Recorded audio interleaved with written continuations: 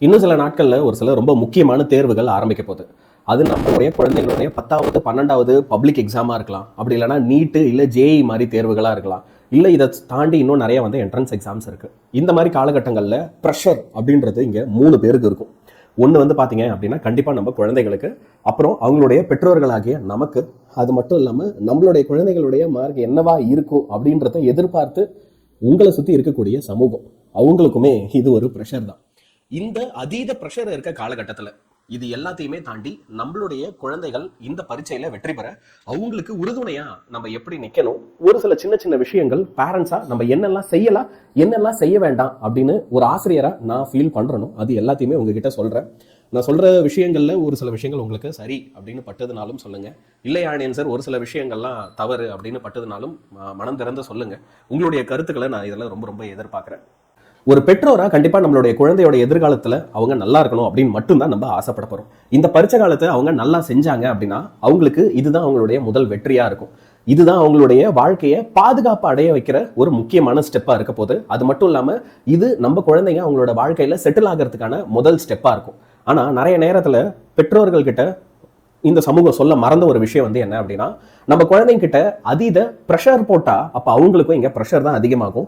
அதுக்கு பதிலாக நம்ம இங்க செய்ய வேண்டியது என்ன அப்படின்னா, இந்த நேரத்துல நம்மளுடைய சப்போர்ட்டை, நம்மளுடைய உதவிக்கரத்தை நம்மளுடைய குழந்தைங்களுக்கு நம்ம அதிகமாக கொடுக்க வேண்டிய அவசியம் இருக்கு. இந்த காணொலியை நம்ம மொத்தம் 4 பகுதியா பிரிச்சுக்கலாம். அதுல முதல் பகுதி நம்மளுடைய குழந்தைங்களோட மனசு இப்ப எப்படி இருக்கும் அப்படின்றத நம்ம நல்லா புரிஞ்சு வச்சிருக்கணும். இப்ப நம்ம குழந்தைங்களோட மனசுக்குள்ள போயிட்டு இருக்க விஷயங்கள்லாம் என்ன, வாட் இஃப் இப்ப நான் படிச்சது எல்லாமே எனக்கு மறந்து போயிடுச்சுன்னா நான் என்ன பண்றது, ஒருவேளை நான் நினைச்ச மார்க்கை என்னால் எடுக்க முடியல, நான் ஃபெயில் ஆயிட்டேன், ஓகே நான் மனசுல நினைக்கிறது என்னவோ அதுல இருந்து நான் ஃபெயில் ஆயிட்டேன் அப்படின்னா என்ன பண்றது.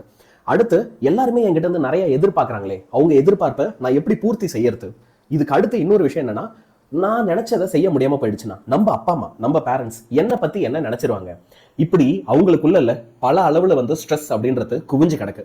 அப்போ இந்த மாதிரி நேரத்துல ஒருத்தர் அவங்க கிட்ட போயிட்டு, நீ இன்னும் நல்லா படிக்கணும், ஒழுங்கா படி, இதுதான் உன் வாழ்க்கையை முடிவு பண்ணும், இல்லைன்னா எல்லாமே அவ்வளவுதான், மற்ற பசங்களாம் எப்படி படிக்கிறாங்க பாரு, இந்த மாதிரி எல்லாம் சொன்னா அப்போ அவங்களோட மனசு உடையறதுக்கான வாய்ப்பு ரொம்ப ரொம்ப அதிகம்.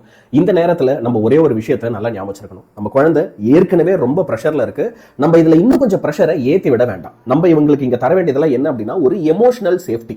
அவங்க நம்ம கிட்ட கொஞ்சம் பாதுகாப்பா உணரணும், அதை கொடுக்க வேண்டிய அவசியம் நமக்கு ரொம்பவே இருக்கு. இப்ப நம்ம சொன்னதுதான் இந்த வீடியோடைய 2வது பகுதி. அதாவது நம்ம குழந்தைங்களுக்கு நம்ம ஒரு சேஃப் பிளேஸா இருக்கணும், ஒரு பாதுகாப்பான இடத்தை கொடுக்கக்கூடிய ஒருத்தவரா இருக்கணும், அவங்களுடைய ப்ரெஷர் பாயிண்ட்டை இன்க்ரீஸ் பண்ற ஒருத்தரா இருக்கக்கூடாது. ஒரு பேரண்டா நம்ம நமக்குள்ளே ஒரு கேள்வி கேட்டுப்போம், இப்போ இந்த தருணத்துல என் குழந்தைக்கு என்னெல்லாம் பிரச்சனை இருக்கோ அந்த பிரச்சனை எல்லாத்தையும் அவன் என்கிட்ட வெளிப்படையா சொல்றானா, அவளால அதை என்கிட்ட வெளிப்படையா சொல்ல முடியுதா, அவங்க சொல்லல ஒரு சில விஷயங்களை அவங்களுக்குள்ளேயே வச்சுக்கிறாங்க அப்படின்னா அப்போ நம்ம ஒரு டேஞ்சர் பாயிண்ட்ல இருக்கோம். அவங்க கிட்ட போயிட்டு இப்படி ஓகே, அதாவது நீ படிச்சு முடிச்சிட்டியா, ஏன் நேரத்தை வீணடிச்சிட்டு இருக்க, இப்படி எல்லாம் கேள்வி கேட்காம எப்படி ஃபீல் பண்ற, இந்த மாதிரி கேள்விகளை கேளுங்க. இந்த மாதிரி கேள்விகளை கேட்கும்போது நிறைய நேரங்கள்ல நம்ம குழந்தைங்க அதுக்கான விடையை தர போறது இல்ல, அமைதியா தான் இருப்பாங்க.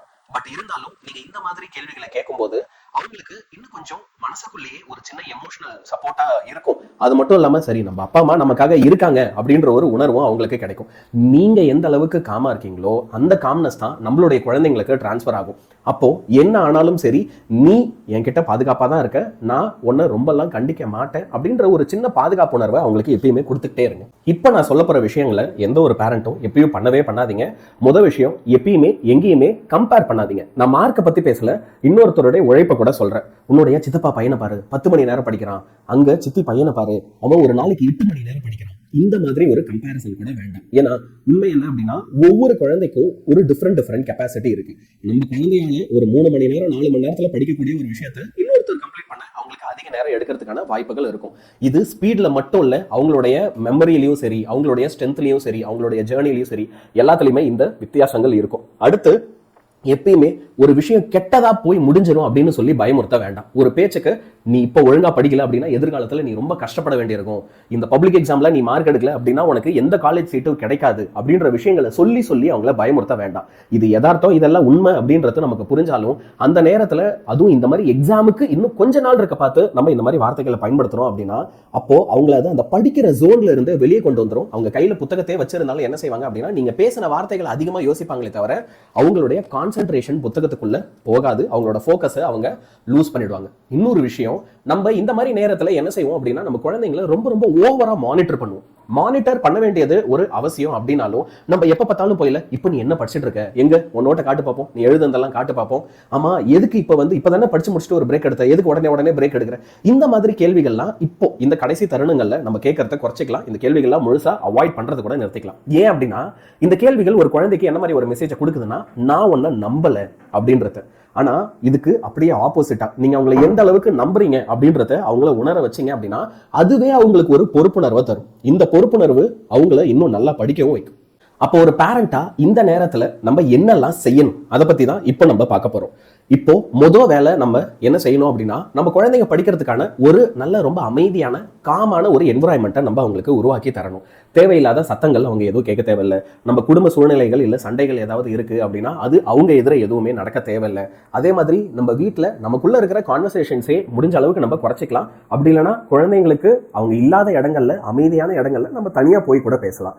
ஏன்னா நம்ம பிரச்சனைகள் எல்லாத்தையுமே எப்பயுமே என்னன்னு தெரிஞ்சுக்கணுன்ற ஒரு கியூரியாசிட்டி குழந்தைங்களுக்கு இருக்கும். அப்போ இந்த ஒவ்வொரு விஷயமும் அவங்க காதில் வாங்கும்போது அதை பற்றின இமேஜினேஷன்ஸ் அவங்க மண்டைக்குள்ள போகும்போது ரொம்ப ஈஸியாக அவங்களால படிப்பில் இருந்தால் டிஸ்ட்ராக்ட் ஆக முடியும். ரெண்டாவது ஒரு பிரச்சனை என்ன அப்படின்னா, அவங்களுடைய ரொட்டீன் என்னன்றதை நீங்க கவனிங்க. அவங்களோட ரிசல்ட்ஸை பற்றி இப்போதைக்கு நீங்க பெருசாக கவலைப்படாதீங்க. நான் சொல்ல வர விஷயம் என்னன்றதை நான் சொல்றேன். அவங்க எவ்வளவு நேரம் தூங்குறாங்க, அவங்க எப்படி சாப்பிட்றாங்க, அவங்க படிக்கும்போது எப்படி படிக்கிறாங்க, ஓகே நல்லா பிரிஸ்கா இருக்காங்களா, ரொம்ப டல்லா டயர்டா இருக்காங்களா, எவ்வளவு பிரேக் எடுக்கிறாங்க, இதெல்லாம் நம்ம கண்காணிக்கலாம். நம்ம இதை பத்தி அவங்க கிட்ட கேள்வி கேட்டுட்டு இருக்க தேவையில்ல, ஆனா இதெல்லாம் நீங்க கண்காணிக்கலாம். ஆனா அவங்க எவ்வளவு மார்க் எடுக்கிறாங்க அப்படின்றதுல நம்ம இப்போதைக்கு ரொம்ப கவனம் செலுத்த வேண்டாம். நம்ம குழந்தைகள் சரியா தூங்கிட்டாலே, சரியான நேரத்துல சரியான உணவுகளை எடுத்துக்கிட்டாலே, டெய்லி காலையில எழுந்திருக்கிறாங்க, டெய்லி ஒரு சரியான ரொட்டீனை ஃபாலோ பண்றாங்க, அதே மாதிரி படிக்கும்போது அப்பப்போ ஒரு சின்ன பிரேக் எடுக்கிறாங்க, இது எல்லாமே நம்ம குழந்தைகள் கம்மியாவே மார்க் எடுத்துட்டு இருந்தாலும் இந்த ஃபைனல் எக்ஸாம்ல கூட நல்லா மார்க் எடுக்கிறதுக்கு ஒரு ரொம்ப பெரிய புஷ் ஒன்று தரும். அது மட்டும் இல்ல, அவங்களுடைய உழைப்பை நம்ம எப்பயுமே என்கரேஜ் பண்ணிட்டே இருப்போம். எந்த ஒரு இடத்துலையுமே நம்ம குழந்தைகள் தொடர்ந்து ஒரு 3 மணி நேரம் படிக்கிறாங்க, 4 மணி நேரம் படிக்கிறாங்க, படிச்சுட்டு நம்ம எழுந்து வராங்க, ரூம்ல ரொம்ப நேரம் தனியா இருக்காங்க அப்படின்னா நம்ம அவங்கள என்கரேஜ் பண்ணுவோம். அங்க ரொம்ப ரொம்ப பெர்ஃபெக்ஷனை எதிர்பார்க்க வேண்டாம். நம்ம எந்த அளவுக்கு காமா இருக்கோமோ அந்த காம்னஸ் தான் நம்ம குழந்தைங்களுக்கு டிரான்ஸ்ஃபர் ஆகும். நம்ம ரொம்ப பதட்டமா கோவமா இருக்கும்போது நம்ம குழந்தைகளுக்கும் அந்த பதட்டமும் அதே எமோஷனல் இம்பேலன்ஸும் டிரான்ஸ்ஃபர் ஆகும். அப்போ பரீட்சைகள்ல அவங்க நல்லா எழுதாம போறதுக்கு, நிறைய குழந்தைங்க நல்லா படிப்பாங்க ஆனா அப்படி படிச்சு கூட அதை நல்லா எழுத முடியாம போறதுக்கு அது ஒரு ரொம்ப பெரிய காரணமா இருக்கும். ஸோ உங்களோட காம்னஸ், உங்களுடைய மன அமைதி இந்த காலகட்டத்தில் ரொம்ப முக்கியம். ஒரு சின்ன விஷயம் இதெல்லாம் நான் எக்ஸ்ட்ராவா சொல்லிக்கிறேன். நம்ம குழந்தைங்களுக்கு என்னென்னைக்கு என்னென்ன தேர்வெல்லாம் இருக்கு அப்படின்றத கண்டிப்பா முன்னாடியே தெரிஞ்சு வச்சுக்கோங்க. ஏன் அப்படின்னா சில நேரங்கள்ல நம்மளும் கடுமையா உழைக்கிறதுனால நம்ம ஒரு சில நாள் வந்து பாத்தீங்க அப்படின்னா இந்த டேட்ஸை முன்னாடியே பிளான் பண்ணாம இருந்துட்டா அன்னைக்கு நமக்கு ஒரு அவசரமான மீட்டிங் இருக்கிற மாதிரி ஆயிடும், அன்னைக்கு நமக்கு ஏதோ ஒரு அவசர வேலை இருக்க மாதிரி இருக்கும். அப்ப நம்ம அவசரத்தினால நம்ம குழந்தையும் ரொம்ப அவசரமா கிளப்பி கூட்டிட்டு போய் அவங்களையும் டென்ஷன் ஆக்கி அதுக்கப்புறம் நம்மளும் ஒரு டென்ஷனோட நம்மளுடைய வேலைகளை செய்யற மாதிரி இருக்கும். நம்ம இது எல்லாத்தையுமே தெரிஞ்சு அதுக்கேற்ற மாதிரி முன்னாடியே பிளான் பண்ணிக்க ஒரு வாய்ப்பு கிடைச்சது அப்படின்னா அது உங்களுக்குமே அமைதியை தரும், நம்ம குழந்தைங்களுக்குமே அமைதியை தரும். இது எல்லாத்த விட ஒரு பேரண்டா நீங்க உங்க குழந்தைக்கு கொடுக்க போற ஒரு மிகப்பெரிய சக்தி, ரொம்ப பவர்ஃபுல்லான ஒரு விஷயம் என்ன அப்படின்னா, இந்த எக்ஸாம் எப்படி வேணா போகட்டும், என்னதான் இருந்தாலும் நீ என்னுடைய குழந்தை, அதனால நீ ரொம்பலாம் ஒன்றும் டென்ஷன் ஆகாத, என்ன ஆனாலும் நம்ம பார்த்துக்கலாம். மார்க்கே கம்மியாச்சுன்னா கூட இதோட வாழ்க்கை முடிய போறதில்ல, நீ திரும்ப கூட மேலே வரலாம், உனக்கு இன்னொரு வாய்ப்பு கிடைக்கும். இது எல்லாத்தையுமே அவங்க கிட்ட சொல்லுங்க. முக்கியமா ரொம்ப ரொம்ப வீக்கா உணர்ற குழந்தைங்க கிட்ட இதை நம்ம பேச வேண்டிய அவசியம் இருக்கு. இந்த உலகத்துல நல்ல மார்க் எடுக்கிறவங்க நல்லா வெற்றி பெற முடியும் அப்படின்றது நிரூபிக்கப்பட்ட ஒரு விஷயமா இருந்தாலும் அதனால நம்ம குழந்தை ஒரு 5 மார்க் கம்மியாயிடுச்சு 10 மார்க் கம்மியாயிடுச்சுன்றதுனால வாழ்க்கையில தோத்தவங்களா ஆயிட மாட்டாங்க. அப்பவும் அவங்களால நிச்சயமா வாழ்க்கையில ஜெயிச்சு காட்ட முடியும். ஆனா அப்படி ஜெயிச்சு காட்டுறதுக்கு அவங்களுக்குள்ள ஒரு தன்னம்பிக்கை இருக்கணும். நம்ம அந்த தன்னம்பிக்கையை இப்பவே ஊக்குவிச்சு இப்பவே அவங்களுக்கு ஒரு கான்ஃபிடன்ஸை கொடுப்போம். இந்த மாதிரி எல்லாம் பேசினா அவங்க ஒரு அட்வான்டேஜ் எடுத்துக்கிட்டு எங்க மார்க் ரொம்ப கம்மியா எடுத்துட போறாங்களோ அப்படின்ற ஒரு சிந்தனையிலேயே நிறைய நேரத்துல ஒரு பேரண்டா நம்ம குழந்தைகிட்ட இதை பேசுறதுக்கு தயங்குவோம்.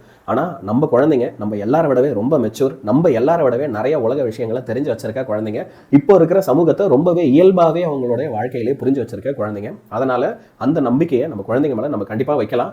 அவங்க மேன்மேலும் வாழ்க்கையில வெற்றி பெறதுக்கான வழிகளை என்ன ஆனாலும் சரி, எவ்வளவு தடைகள் வந்தாலும் சரி தேடிட்டே தான் இருப்பாங்க. இவ்வளோ நேரம் நான் உங்ககிட்ட சொன்ன விஷயங்கள்லாம் ஒரு ஆசிரியரா எனக்குள்ள பேரண்ட்ஸ் கிட்ட இருந்து இந்த சப்போர்ட்லாம் நம்ம குழந்தைங்களுக்கு கிடைச்சா நம்ம குழந்தைங்க இன்னுமே நல்லா படிப்பாங்க அப்படின்றத உணர்ந்து பேசின ஒரு விஷயம். உங்களோட குழந்தைகள் ஒவ்வொரு நாளும் எங்களுடைய யூடியூப் சேனலை பார்த்து எல்லா கிளாஸஸையும் படிக்கும்போது நம்மளுடைய தீமின்னல் பேட்சில் இந்த வருஷம் கிட்டத்தட்ட வந்து பார்த்தீங்கன்னா 5000 குழந்தைங்க கிட்ட படிக்கிறாங்க. அவங்களுடைய முதல் வருஷ ரிசல்ட்ஸ், முதல் எக்ஸாம் எழுத போகிறாங்க. ஸோ எனக்குமே உள்ள ஒரு பதட்டம் இருக்குது. நம்ம குழந்தைங்க அதுவும் நான் சொல்லிக் கொடுத்து இந்த மாதிரி பரீட்சை எழுத போகிற குழந்தைங்க எப்படி பெர்ஃபார்ம் பண்ண போகிறாங்க அப்படின்ற பதட்டம் எல்லாமே இருக்குது. ஆனால் நிறைய நேரங்களில் நான் குழந்தைங்களோட உரையாடும் போது அவங்க சொல்கிற ஒரே ஒரு விஷயம் இதுதான். என்ன அப்படின்னா, என்னோட அப்பா அம்மா என் மேலே ரொம்ப பெரிய நம்பிக்கை வச்சுருக்காங்க யாழியன் சார். அந்த நம்பிக்கையை நான் காப்பாற்றணும், அதுலேருந்து நான் தவறிடுவணும் அப்படின்ற பயம்தான் நிறைய நேரத்தில் என்ன படிக்க விடாமல் பண்ணுது அப்படின்னு.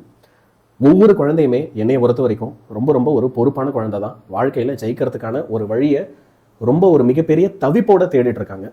அவங்களுக்கு அவங்க சுலபமாக வந்து பேசக்கூடிய ஒரு மனிதராக நம்ம இருந்துட்டோம் அப்படின்னாலே அவங்களுடைய வாழ்க்கையை நம்ம ரொம்ப சுலபமாக்கிடலாம், அவங்களோட வாழ்க்கையில் ஒரு மிகப்பெரிய வளர்ச்சி கொடுத்துடலாம் அப்படின்றத நான் ரொம்ப நம்புகிறேன்.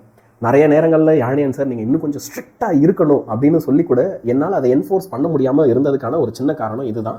ஏன்னா நம்ம குழந்தைங்க நம்மக்கிட்ட வந்து பேசுறதுக்கு ஓரளவுக்கான ஒரு ரிலாக்ஸேஷன் கண்டிப்பாக தேவைப்படுது.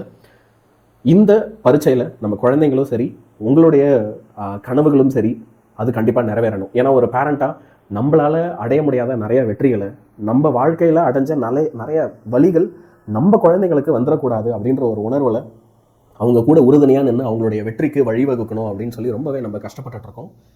நம்மளுடைய உழைப்பும் சரி, நம்ம குழந்தைங்களோட உழைப்பும் சரி, அந்த உழைப்புகளுக்கான பலன் நிச்சயமாக கிடைக்கும் அப்படின்றதுல எனக்கு ஒரு துளி கூட சந்தேகமே இல்லை. இப்போது எனக்கு சரின்பட்ட விஷயங்களை நான் சொல்லியிருக்கேன்.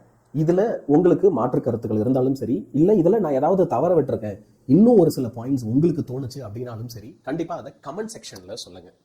அண்ட் ஸ்டூடெண்ட்ஸ் யாராவது இதை கவனிக்கிறீங்க அப்படின்னா, நான் இந்த பேரண்ட்ஸ் பட்டாலும் ஸ்டூடெண்ட்ஸும் பார்ப்பீங்க அப்படின்னு எனக்கு தெரியும். நம்மளுடைய 11th இருந்து 12th போகிறதுக்கான கிளாஸஸ்லாம் நம்ம முன்கூட்டியே ஆரம்பிச்சிட்டோம், சரியா? ஸோ இப்போ நீங்கள் 11th படிச்சுட்டு இருக்கீங்க, நீங்கள் அடுத்த வருஷம் 12th படிக்க போகிறீங்க. நிறைய பேர் ஸ்கூலில் இப்போவே 12th ஆரம்பிச்சிட்டாங்க அப்படின்னா, இப்போயிலிருந்தே நீங்கள் எங்கள் கூட சேர்ந்து படிக்க ஆரம்பிக்கலாம். அதுக்கு வந்து பார்த்தீங்க அப்படின்னா கீழே வந்து ஒரு லிங்க் இருக்கும், 11th to 12th பேட்ச் அப்படின்னு ஒரு லிங்க் இருக்கும். அதில் நீங்கள் 1999 ரூபா பே பண்ணி ஜாயின் பண்ணிக்கலாம். ஒரு வருஷம் ஃபுல்லாக உங்களுக்கு கிளாஸஸ் இருக்கும். இப்போ ஆரம்பிச்சு 12th பப்ளிக் எக்ஸாம் முடிகிற வரைக்குமே தினமும் உங்களுக்கு 2-2.5 மணி நேரத்துக்கு வகுப்புகள் இருக்கும். இந்த கிளாஸஸ் எல்லாமே ஃபுல் சிலபஸ் எல்லாமே நம்ம கம்ப்ளீட் பண்ணுவோம். இப்போயிலிருந்தே படிக்க ஆரம்பிச்சிடலாம். இதை ஏன் நான் இங்கே சொல்கிறேன் அப்படின்னா, இன்னும் நிறைய பேர் நம்ம கிளாஸ் ஆரம்பிச்சது தெரியல அப்படின்ற ஒரு விஷயம் சொல்லியிருந்தீங்க, அதனால சொல்கிறேன். இன்னொன்று, பசங்களா 12th பசங்க இதை நீங்கள் கவனிக்கிறீங்க அப்படின்னா, இந்த பப்ளிக் எக்ஸாம் டைமில் நீங்கள் வீட்டில் இருந்தால் படிக்கிற மாதிரி இருக்கும். ஏன்னா நிறைய பேருக்கு ஸ்டடி ஹாலிடேஸ் விட்டுருவாங்க, ஸ்கூலுக்கு போக மாட்டோம். அந்த நேரத்தில் உங்களுக்கு ஏதாவது சந்தேகங்கள் இருக்குது, உங்களுக்கு படிக்கிறதுக்கு அடிஷ்னலாக ஏதாவது சப்போர்ட் தேவைப்படுது அப்படின்னா, த லாஸ்ட் சான்ஸ் அப்படின்னு சொல்லி நம்ம ஒரு பேட்ச் வச்சுருக்கோம். 499 ரூபாய் அதுக்கான ஃபீஸு. உங்களுக்கு இந்த ஒரு வருஷம் ஃபுல்லாக நீங்கள் படிக்கிறதுக்கு தேவைப்படுறதுக்கான அத்தனை வீடியோ, சரியா? ஏன்னா நாங்கள் ஏற்கனவே ஒரு வருஷம் ஃபுல்லாக தீவிர பேட்சில் கிளாஸ் எடுத்தோம் இல்லையா, அந்த கிளாஸஸோடைய ரெக்கார்டட் வீடியோஸ் எல்லாமே அதில் இருக்கும். உங்களுக்கு எது புரியல அப்படின்னாலும் உடனே அதில் ஒரு வீடியோவாக டக்குன்னு பார்த்துக்கலாம், ஒரு பிடிஎஃப் வேணும்னா எடுத்துக்கலாம். ரொம்ப உங்களுக்கு உதவியாக இருக்கும். அந்த பேட்சில் 12th பசங்க சேர்றதுனாலும் சேரலாம், சரியா? So my dear boys and girls, நல்லா படிங்க. இன்னொன்று, சாரி, இதையும் மறந்துட்டேன், 9th குழந்தைங்க, 9th பசங்க இப்போவே நீங்கள் 10th சேரலாம். அதுக்கான அட்மிஷன்ஸும் போயிட்டு இருக்கு, டிஸ்கிரிப்ஷனில் லிங்க் இருக்குது. சொல்ல வேண்டியதெல்லாம் சொல்லிட்டேன், சரியா? ஸோ நன்றி, நல்லா படிங்க. திரும்ப வெற்றியோட எல்லாரையுமே சந்திக்கிறேன். நன்றி.